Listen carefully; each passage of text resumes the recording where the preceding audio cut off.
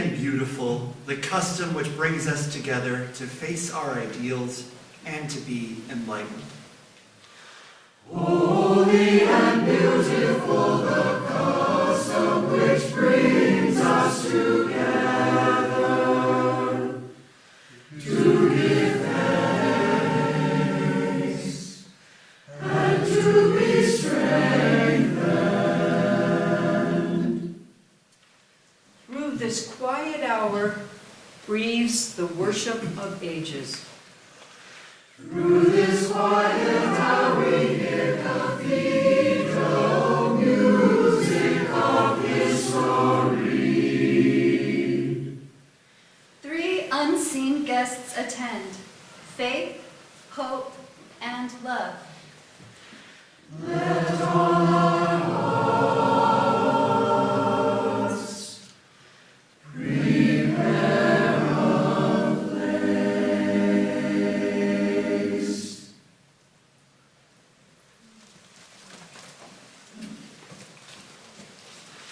Come, come, whoever you are, wanderer, worshiper, lover of leaving. Ours is no caravan of despair.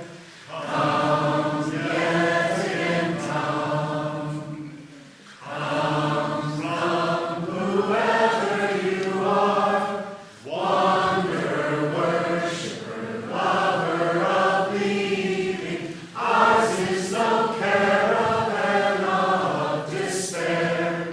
Come, yet again come. Good morning, everyone. Good morning. Welcome to First Unitarian Church. It's so good to see all of you today. I'm really glad that you're here. Welcome to those who are joining us online. Thanks for tuning in today. And a special welcome to our guests and visitors. We're really glad that you came out this morning to give us a try, and we'd love to meet you after worship, get to know you a little better. I just have one announcement. Isn't it nice when there's just one? There will be more later, trust me, but for now, there's one. And that is about our new member classes. If you're curious about Unitarian Universalism, or if you're looking to deepen your connection to our community, if you want to learn how to become a member of this church, we encourage you to take our new member class. It provides more than information. It's a chance to get to know other folks who are new to our church and make deeper connections. This time, we're going to do the class on Zoom. So if you live far away, or if you are putting kids to bed at night or whatever, you've got a chance to participate in the class as well. The class starts on February 4th, and it will run the 4th, the 11th, and the 18th, 3 consecutive weeks, starting at 6:30. If you're interested in taking the class, just speak to our folks at the welcome table after service, and they can help you get signed up. And with that, we begin our worship service. Today we will light the chalice with these words by Cole Arthur Riley. Our resistance is not predicated on how likely it will be to alter the conscience of the oppressor. We resist to retain our own conscience and to awaken all others who are still in possession of their souls.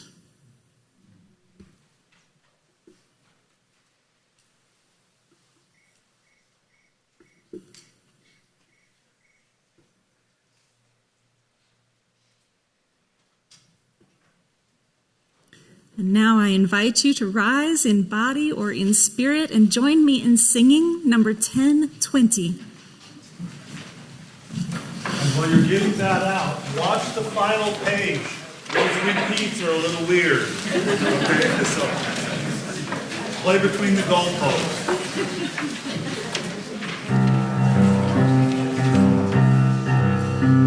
hard.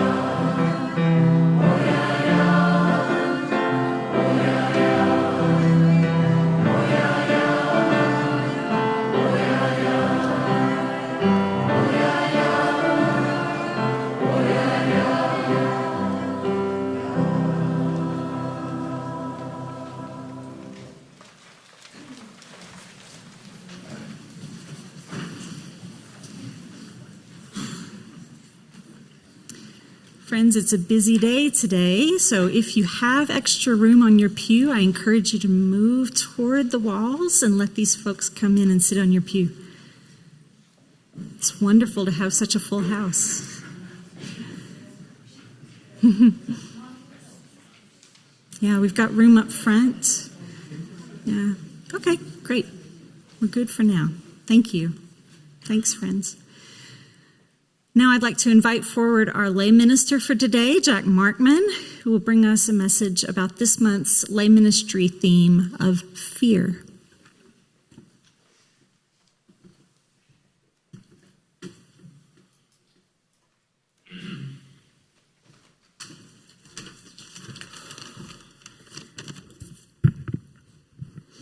Hi. My biggest fear as a child was that Jack Nicholson was hiding in my closet. Let me explain. When I was about 6 years old, I spent a day at a neighbor's house. Their oldest son was my age, and because we lived close together and we were the same age, that meant we were supposed to be friends. On that particular day, he decided he wanted to watch a movie. So he put on one his family owned and had watched with him before. Now, I had never personally seen Tim Burton's 1989 Batman, but I was a child in the 2000s who liked comics and action figures, so I did not object. That is until Jack Nicholson made his grimacing, pale-faced debut as the Joker clown. That unnatural smile instinctively gave me the creeps, and I left afraid partway through the film. That night, as I gazed across my dark bedroom at my closed closet door, I imagined the Joker was on the other side, Tommy gun in hand, waiting to burst into my room and spray me with laughing gas.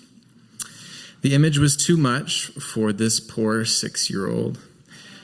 For months, I had nightmares and insisted on making sure my closet door was always wide open at bedtime, wide enough that I could see inside even in the dark, wide enough to guarantee that there was no one there. My closet paranoia sunk so deep that for years I could not comfortably sleep with my closet doors closed. Even as a senior in high school, long after my fear of Jack Nicholson had subsided, I still subconsciously needed to keep that door open. I was still afraid of what could be hiding unseen. It wasn't just Tim Burton, the Joker, and that snot-nosed kid neighbor who instilled in me a special kind of dread for my closet. As a child, I was explicitly taught to fear what the world could do to me. Often at dinner, my father would talk about tragedies he had seen on the news, tragedies that could repeat with me if I was not careful. Kidnappings were brought up on several occasions, and every night before bed, special care was made to ensure every door in the house was locked tight to keep out home invaders, just in case. It wasn't just Batman villains that could be hiding in my closet. It was the tragedies on TV. It was the worst of the world. Still to this day, though I no longer have a closet door I can shut, I still instinctively double-check all my exterior apartment doors that they are locked tight before bed, just in case. So maybe it would seem strange that as an adult I've become an avid fan of horror films. Everyone's got an opinion on horror. Recently, after mentioning a new one I had seen, a family member asked me where this enthusiasm came from, why I would want to watch anything so unpleasant. With the state of things being what it is in the country and in the world, it's a fair question. I didn't have a good answer at the time, but eventually settled on one I like. I can't speak for anyone else, but I spend time with horror films to practice fear and catharsis. Yes, the world is full of dark things, horrors even, and sometimes there isn't any kind of happy ending. And I personally am afraid. What is unique about a horror movie, though, is it lets me practice facing those dark things in a controlled space, a safe space, where I know what I see is fiction, and it will end, where I can choose to stop watching, to turn off the screen, leave the room, and close the door, where fear can come, stay a while, and then pass as it is supposed to do. That's not always a luxury we have with other things, so I take it where I can with these movies. In researching this talk, I even learned that some research suggests that for certain people, horror films can even act as controlled exposure therapy, helping them work through specific trauma or acute fears. For me, sometimes the artists involved making the film even teach me something about myself or the world. Now, I know after the last couple of weeks and the last year, really, this all might be a bit much. So many people have so much more to fear than lingering childhood boogeymen. But if you find yourself spooked by the extra long, dark nights, the shadows in our closet, or just things in the world, maybe, just maybe, you can try something a little radical or counterintuitive and try watching a scary movie. Maybe a Tim Burton film. Maybe start there. Who knows? Maybe it'll open some doors.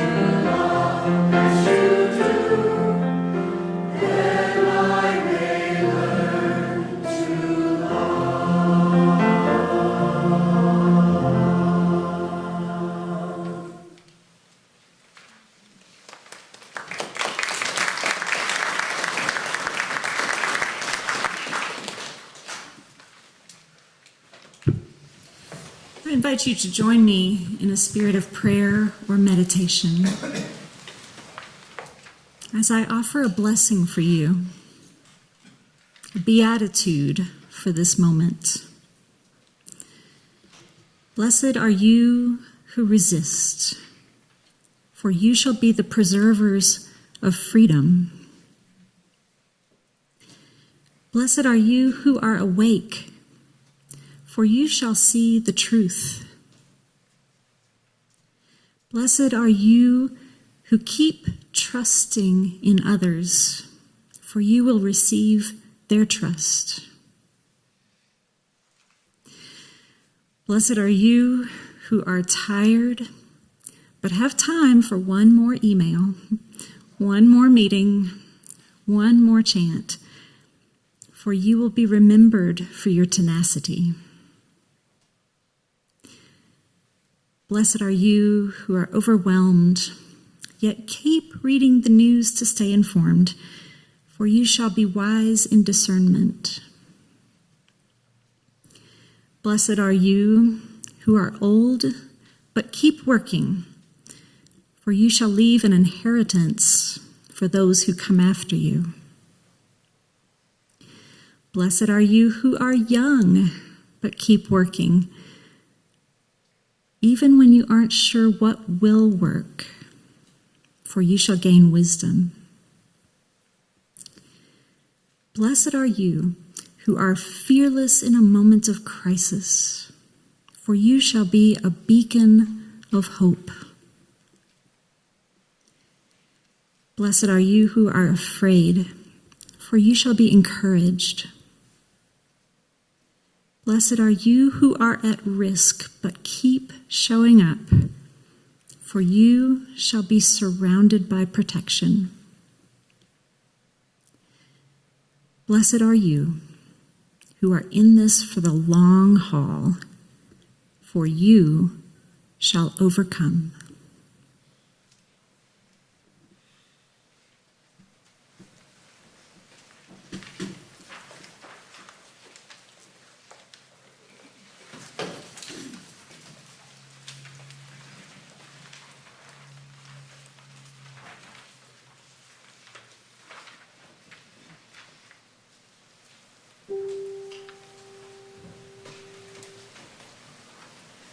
We shall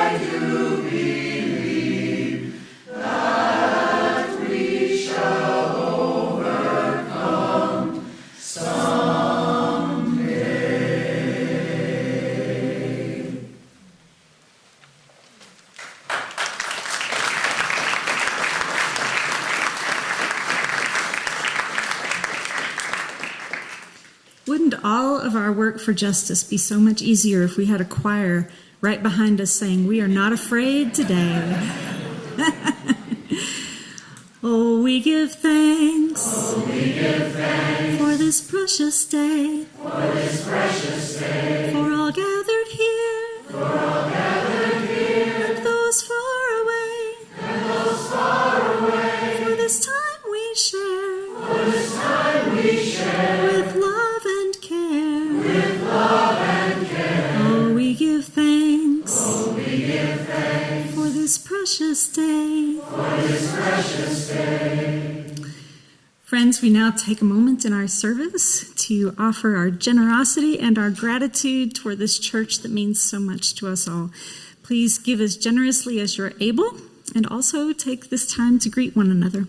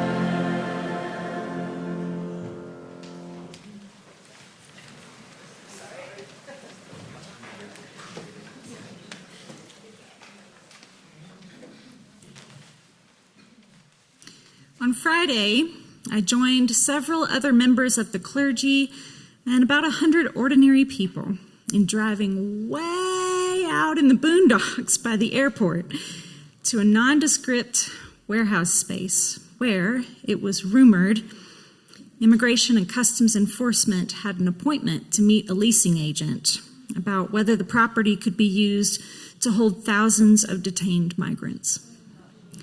Well, they must have heard we were coming because they didn't show up. Actually, they did show up later in the day, and apparently they did look at the property. Now, I don't know if that warehouse is going to end up becoming a migrant detention center, but I can tell you that ICE is going to have a bigger presence here in Salt Lake City in the near future. Some of us may know people in the Twin Cities who are facing down these masked kidnappers in their neighborhoods. But whether you do or not, it can still seem like it's happening far away.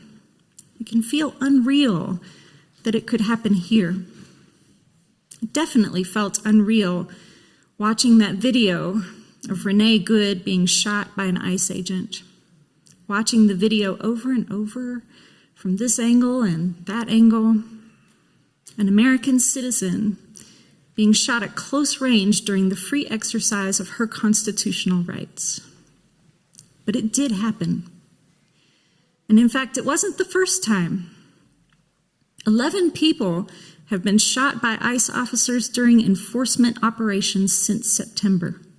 And remember, these federal officers are supposed to be enforcing a civil complaint, not a criminal one.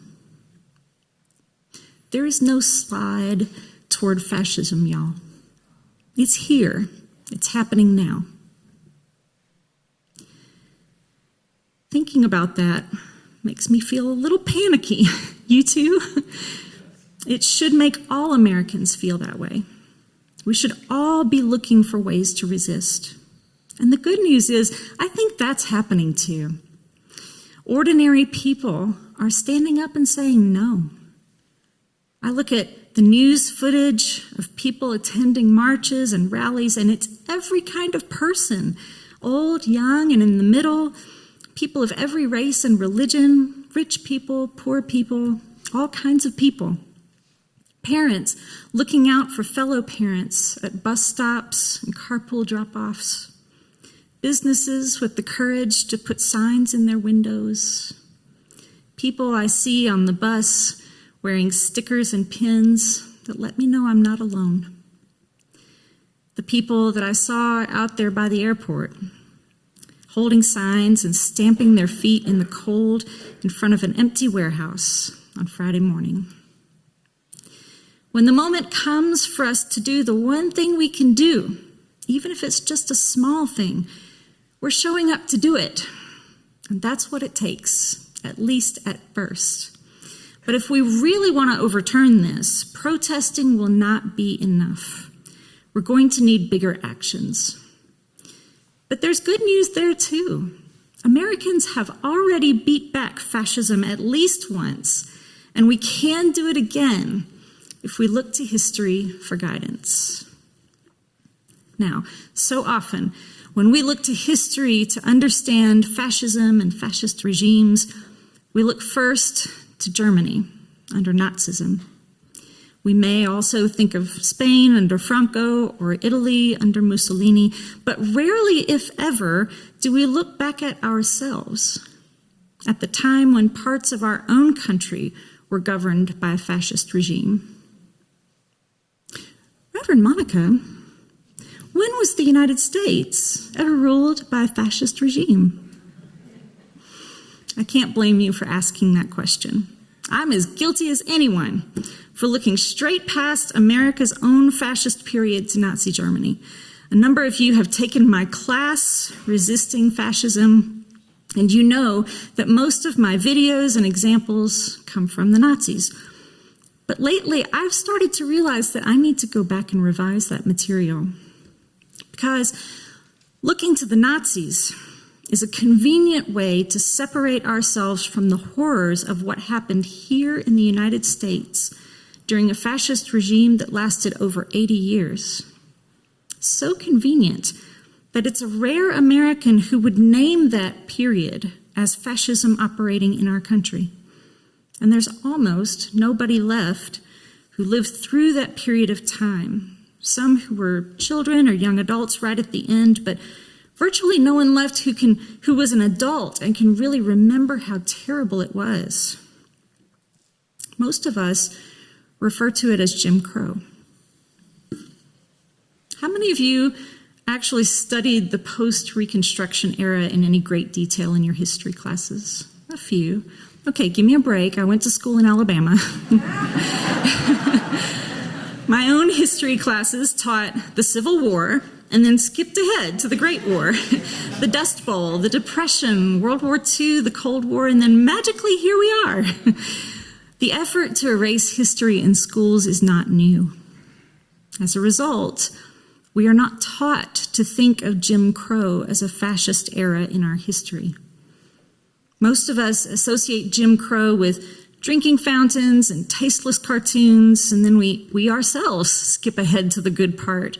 Rosa Parks on a bus in Montgomery, John Lewis and Selma, Dr. King standing next to Lyndon Johnson as he signed the Voting Rights Act.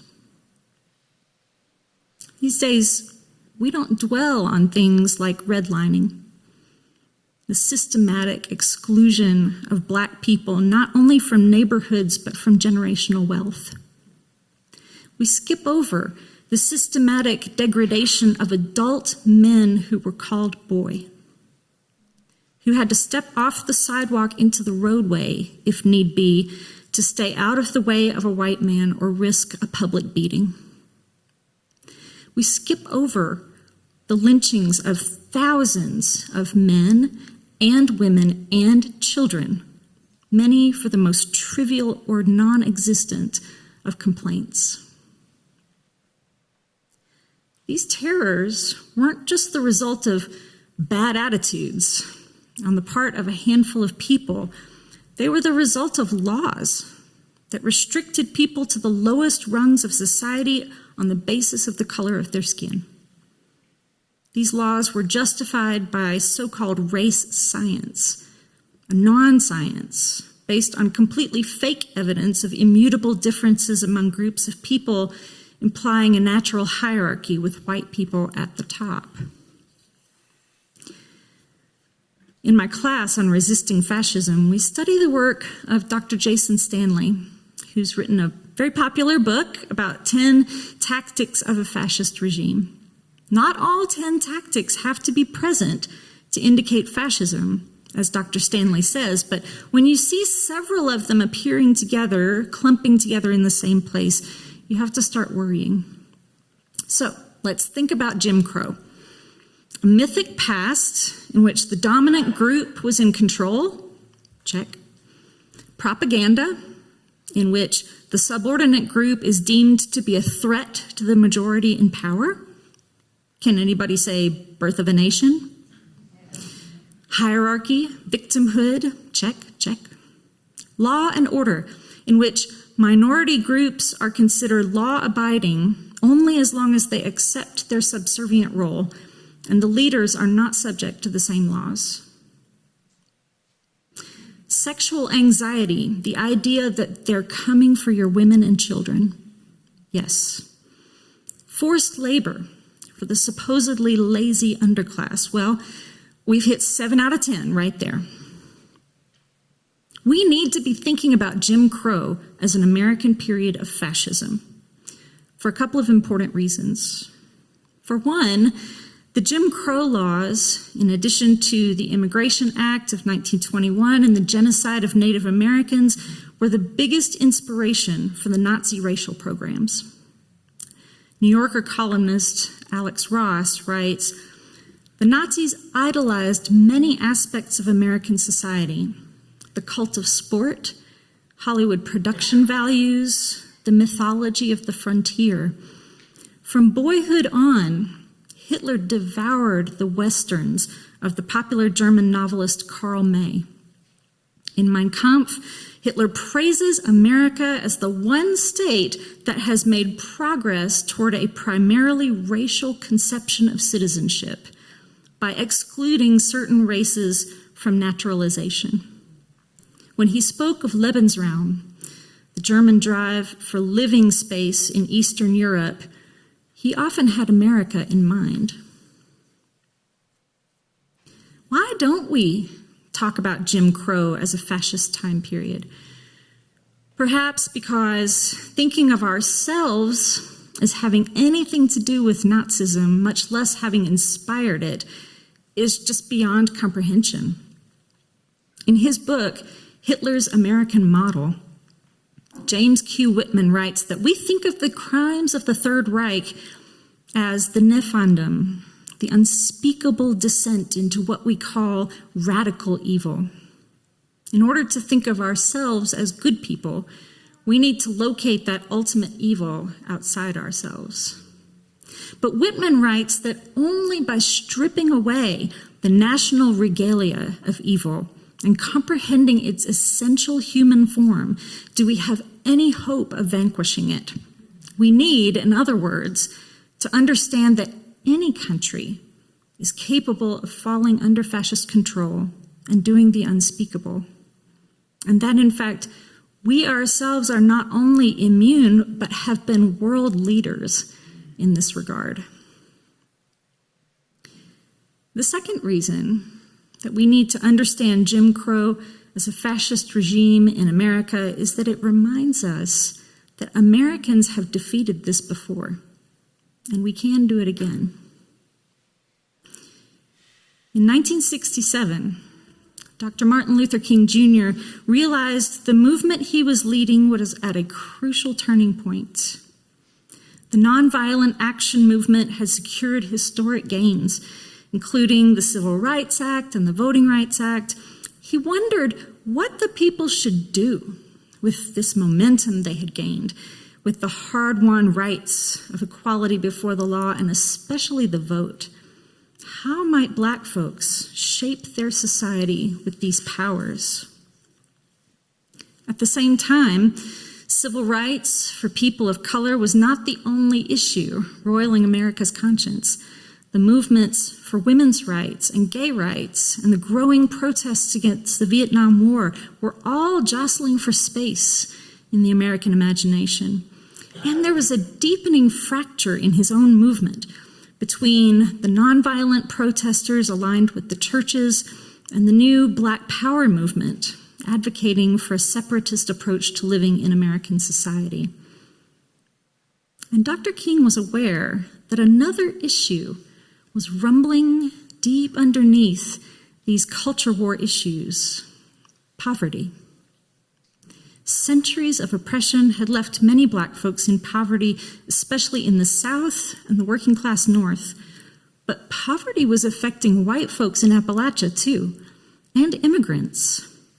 Poverty could only be overcome with bold actions, and pouring money into a failing war machine was exacerbating the problem.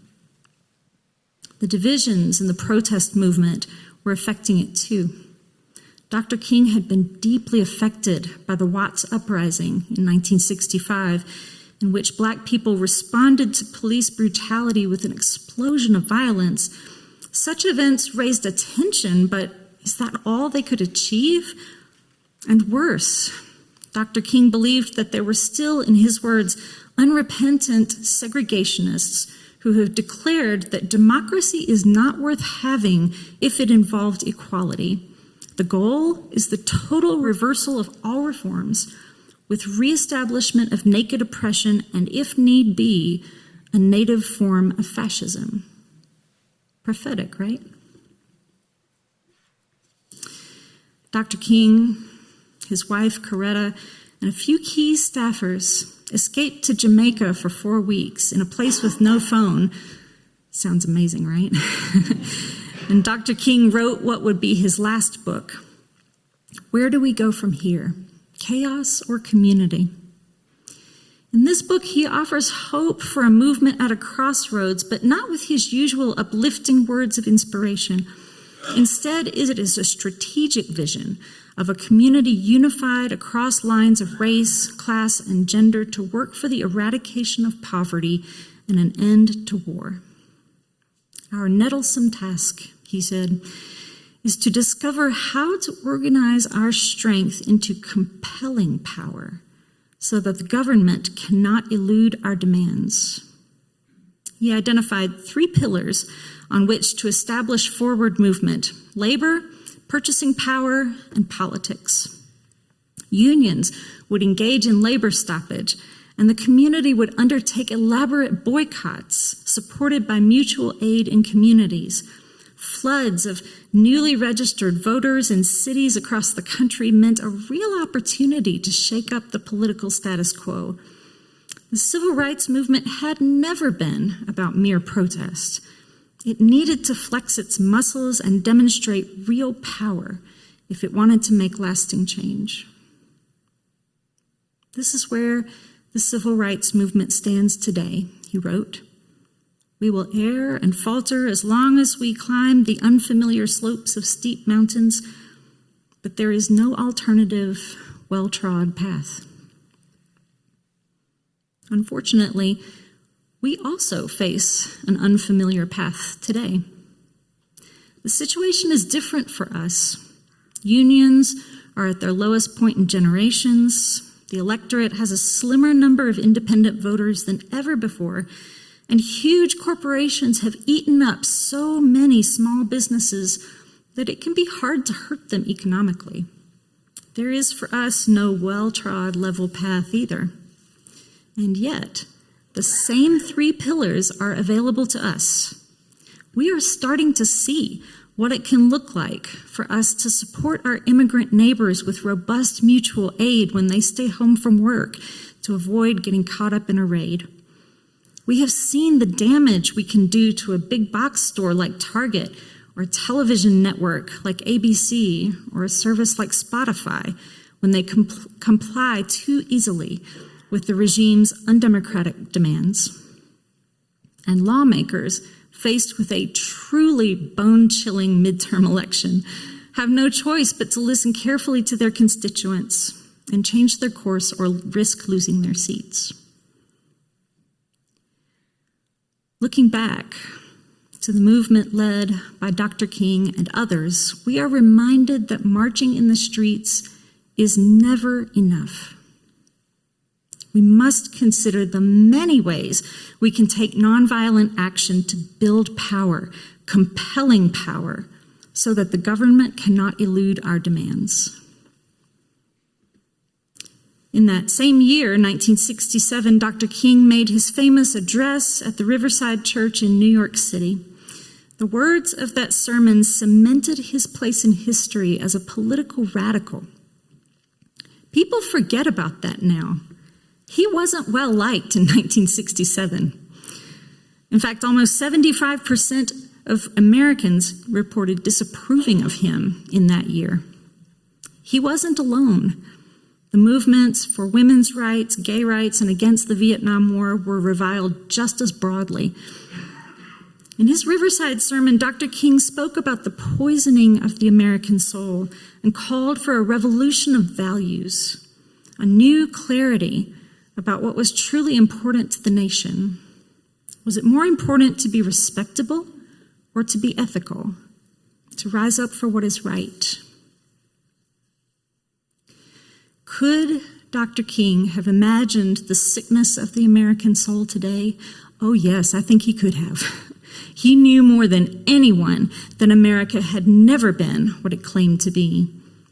And he also knew, better than anyone, that there were plenty of Americans of courage and character who had the integrity to demand America do the right thing, not by words alone, but by taking thoughtful, organized action to put the corrupt to shame and lift up the best of what is possible for us.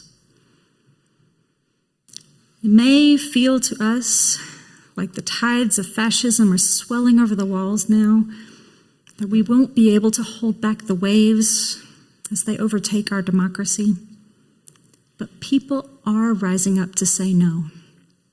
People are inspiring each other, rejecting racism and xenophobia, revolutionizing their values, shining a stark light on the hypocrisy of fascism that seeks to make our democratic norms and values into a farce, reminding themselves and each other that the antidote to fear is love.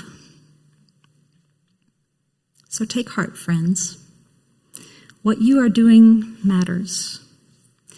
The small actions you are taking give you the courage to take bigger ones, and they encourage others as well. And that's good, because we will need those bigger actions, riskier actions, actions that call for revolutionized values, to defeat what's ahead, to build not toward chaos, but toward community. May each and every one of us look back to those who came before us, learn from their examples, and carry their hope into our future. Amen. I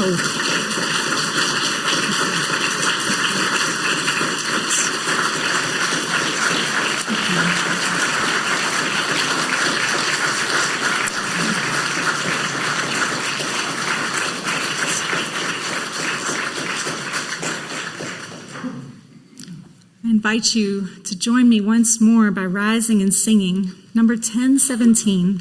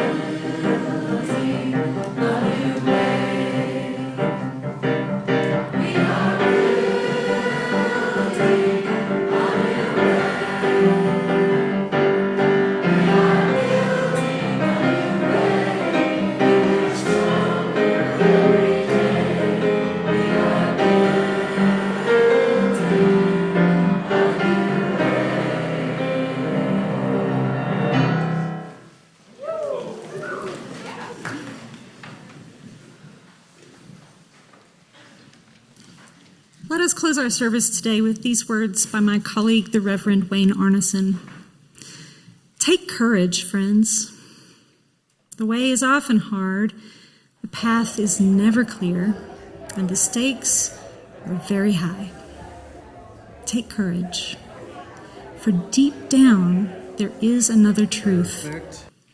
You are not alone.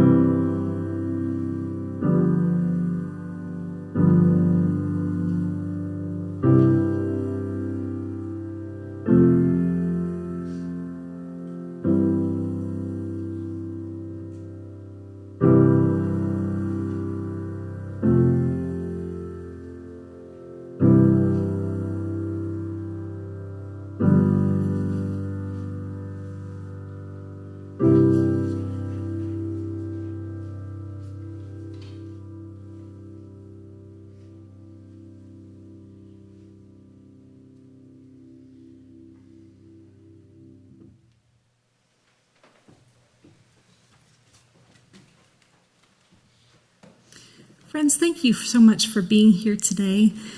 I hope that you'll talk to each other in coffee hour, encourage each other, lift each other up, and give each other the strength for another week, another